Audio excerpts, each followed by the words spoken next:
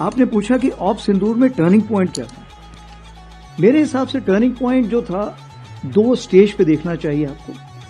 सबसे पहले turning point तो ये था जो 22 मिनट की हमारी जो हमने टेरर टारगेट्स पे जो स्ट्राइक की थी, उस 22 मिनट से सबसे पहले तो क्या हुआ था कि जो उनका डिसीजन मेकिंग साइकिल था अपोजिट साइड का, वो बिल्कुल हिल गया। उन्हें वक्त लगा समझने में।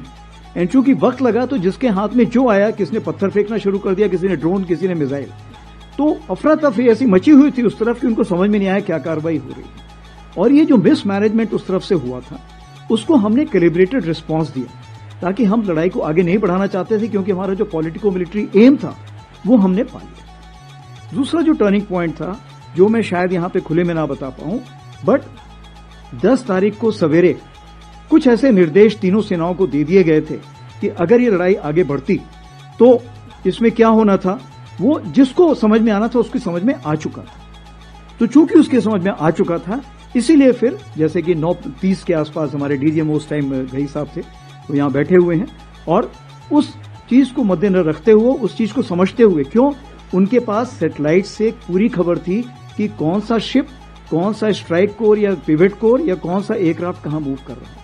इस सारी खबर को जब उन्होंने, जिसको हम बोलते कनेक्टिंग द डॉट्स, जब उन्होंने डॉट्स कनेक्ट किए तो उन्होंने बोला अभी समय आ गया है इस लड़ाई को यहां पे रोकना।